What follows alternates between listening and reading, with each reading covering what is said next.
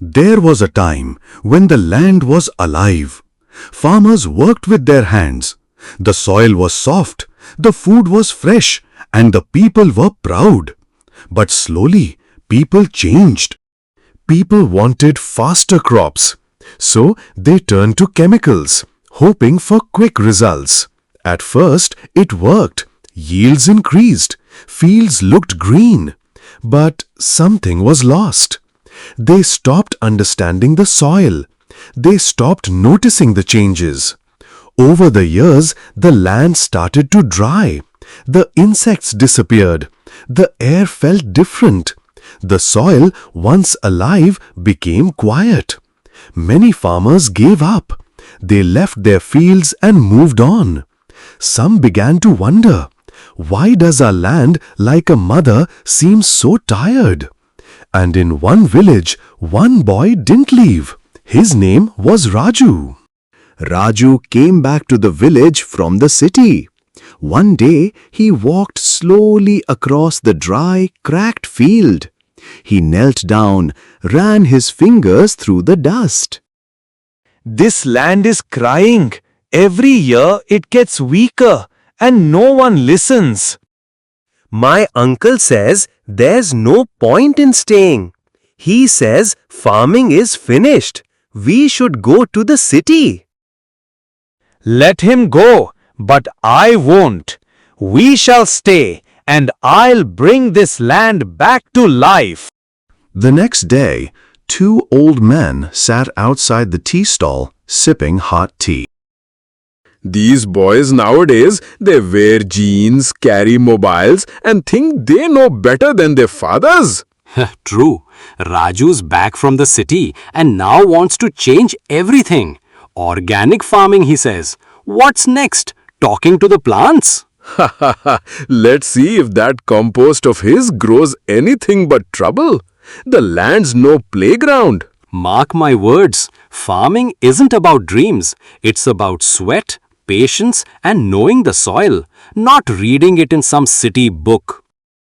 As Raju passed by quietly, the old men stared.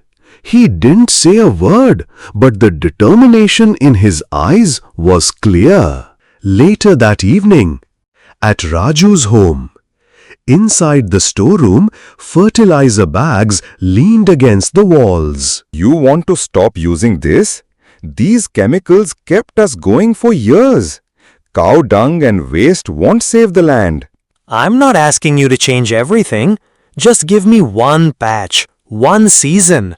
If I fail, it's on me. Fine, but only one season. One season is enough to begin. The next day, Raju went to the organic farming training. Only a few villagers came to the old schoolroom. Raju and Veeru sat in front. Most benches were empty. An NGO trainer held up a seed and a pile of compost. We don't need poison to grow food. Use compost. Use native seeds. Nature knows what to do. We just need to trust it. But only a few people came. Our land is dry. Will this work? Yes, even one seed can start a forest. A few days later, Raju stood beside a compost pit. Children gathered around it. Dry leaves, cow dung, food waste, all of this will become the best soil we've ever had. It smells bad. It does now, but wait a few weeks. This will grow food better than any chemical. 1 week later, Raju planted marigolds between his crops. An old farmer stared. Why are there flowers in your field? Is this a garden? They protect the crops from insects. We don't need spray. We need smart plants. 2 weeks later, the bore well dried up. People were worried. There's no water. What will we do? We'll cover the soil with leaves. We'll grow shade plants. The water won't dry up so fast. 3 weeks later, Raju smiled as he saw earthworms moving through the soil. You're happy about worms? They're a sign the soil is alive again. 1 month later, heavy rain hit the village. Most fields were flooded and destroyed. But Raju's field stood strong. We used chemicals for 20 years. He fixed the land in 1 season. Will he teach us? He won't just teach, he'll lead. A few weeks later, Raju's baskets were full of vegetables. The smell was earthy and fresh. These don't smell like market vegetables. They feel alive. That's because they are. No poison, just care. At the village fair, Raju's stall had a handwritten sign. No chemicals, grown with love. People gathered, curious and excited. They picked up the vegetables, inspecting them closely. Oh, these vegetables are so fresh and they even smell fresh. It's been years since I saw tomatoes this shiny without polish.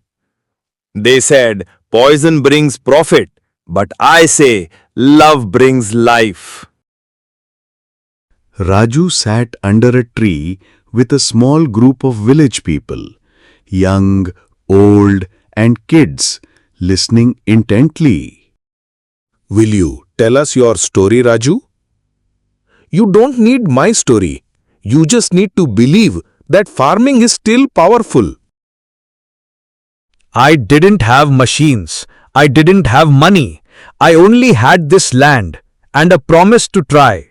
I said, I will stay, I will learn, I will grow.